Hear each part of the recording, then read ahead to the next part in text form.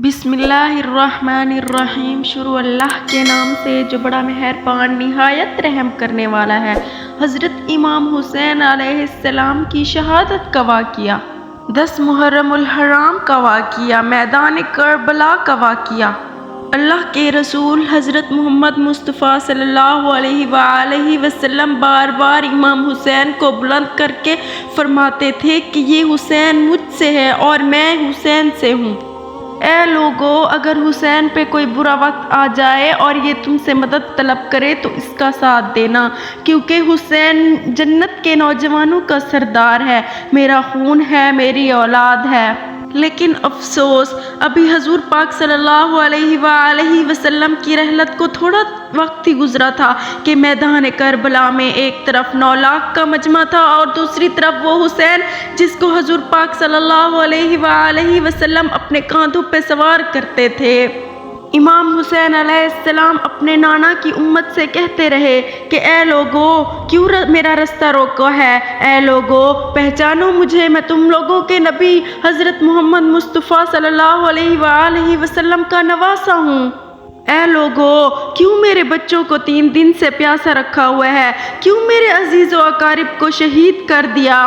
بتاؤ مجھے، کیا میں نے حضور پاک صلی اللہ علیہ وآلہ وسلم کی کسی شریعت میں ترمیم کی ہے؟ کیا میں نے کسی انسان کا حق کھایا ہے؟ کیا میں نے کسی انسان پہ ظلم کیا ہے؟ اتنے میں فوج یزید میں سے کسی ایک کی آواز آئی کہ اے حسین، ہم تمہیں تمہارے بابا علی کے بغض میں قتل کر رہے ہیں تاکہ یزید ہماری جھولیوں کو دولت سے بھر دے۔ امام حسین فرمانے لگے، اے لوگو، آج جس اسلام کا علم تمہارے ہاتھوں میں بلند ہے، یہ علم میرے بابا علی کی وجہ سے ہے۔ مت بھولنا، اگر خیبر و خندق میں علی نہ ہوتے تو اسلام کی فتح ناممکن تھی۔ وہ علی جس نے ساری زندگی اسلام کی تبلیغ کی، حق کو بلند کیا اور رسول اللہ صلی اللہ علیہ وآلہ وسلم کی حفاظت کی، آج اس علی کو اجر دے رہے ہو۔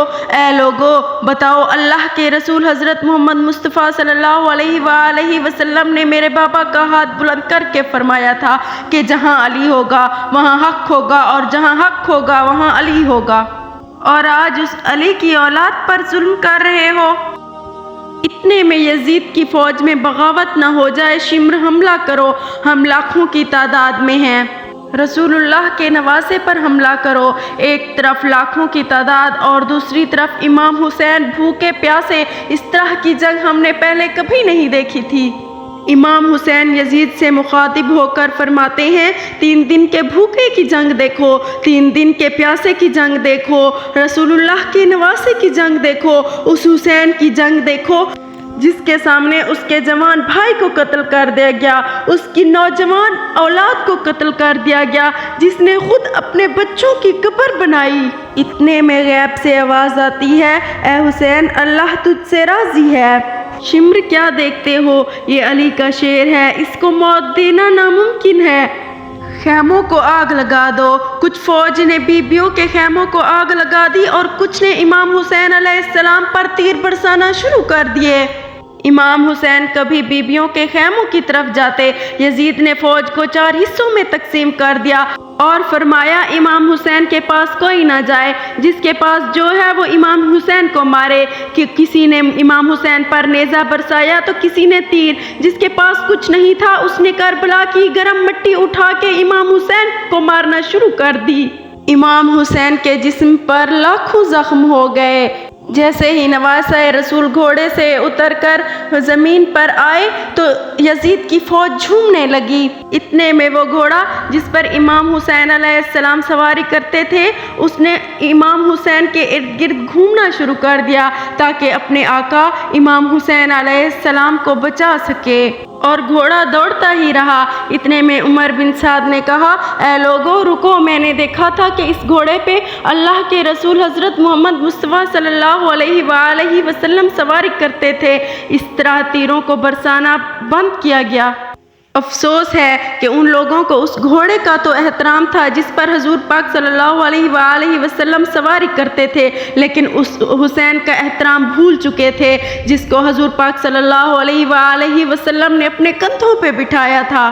حضرت امام حسین علیہ السلام میدان کربلا کی زمین پر سر رکھ کے اللہ کا شکر ادا کر رہے ہیں۔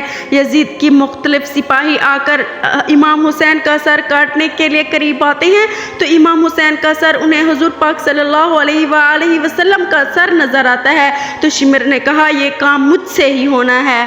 جیسے ہی شمر نے امام حسین کو قتل کرنے کے لیے خنجر ان کی گردن پہ رکھی تو کیا دیکھتے ہیں کہ امام حسین علیہ السلام کے لب ہل رہے ہیں تو شمر نے سوچا کہ ان کے سارے خاندان کو قتل کر دیا ہے، ان کے بچوں کو 3 دن سے پیاسا رکھا ہے، شاید امام حسین ہمیں بد دعا دے رہے ہیں۔ جب انہوں نے یہ بات سننے کے لیے کان ادھر کیے تو کیا دیکھتے ہیں کہ امام حسین علیہ السلام اللہ کا شکر ادا کر رہے ہیں اور کہہ رہے ہیں کہ یا اللہ تیرا شکر ہے تو نے مجھے اس امتحان کے لیے چنا۔ اتنے میں امام حسین نے آنکھیں کھولی اور فرمایا اے شمر کیا تو جانتا نہیں میں رسول اللہ کا نواسا ہوں، حق پہ ہوں؟ تو شمر نے جواب دیا مجھے معلوم ہے۔ تو پھر امام حسین علیہ السلام نے فرمایا کہ پھر تو کیوں ایسا کر رہا ہے؟ تو پھر شمر نے کہا تاکہ یزید میری جھولی کو دنیاوی دولت سے بھر دے۔ بس یہ کہتے کہتے امام حسین کا سر کاٹتا رہا اور یزید جھومتا رہا۔ امام حسین کا سر کاٹنے کے بعد سادات کو لوٹا، بی بی سکینہ کو تماچے مارے، رسول اللہ کی نواسیوں کے سر سے چادر اتار لی، امام حسین کے جسم پر جو تھا سب کچھ لوٹنے لگے۔ ایک شخص امام حسین کے جسم کے قریب آیا تو اس نے دیکھا کہ امام حسین علیہ السلام نے انگوٹھی پہنی ہوئی ہے۔ وہ انگوٹھی اتارنے کی کوشش کی اس نے تو وہ انگوٹھی نہ اتری۔ جب اس نے دیکھا کہ انگوٹھی نہیں اتر رہی تو اس نے امام حسین علیہ السلام کی انگلی کو کاٹ دیا اور وہ انگوٹھی اتار لی۔ جس کے پاس جو تھا وہ امام حسین علیہ السلام کو مارنے لگے، آپ کے جسم کو رسیوں سے باندھ کے کربلا کی گرم زمین پر ادھر سے ادھر پھینکنے لگے۔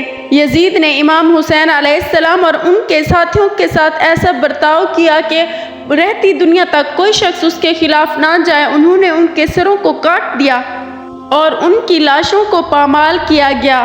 میدان کربلا کی مٹی گواہ ہے کہ کہیں سے کوئی ایسا قبیلہ نہیں تھا جو آ کے کہتا کہ ہم علی اصغر کی لاش کو پامال نہیں ہونے دیں گے۔ لاشوں کی اس طرح بے حرمتی کی گئی کہ دائیں پسلیاں بائیں پسلیوں سے اور بائیں پسلیاں دائیں پسلیوں کی طرف ہو گئی۔ سلام ہو امام حسین پر جن کے جسم کے ٹکڑوں کو کربلا کی زمین پر بکھیر دیا گیا، سلام ہو علی اصغر پر، سلام ہو علی اکبر پر۔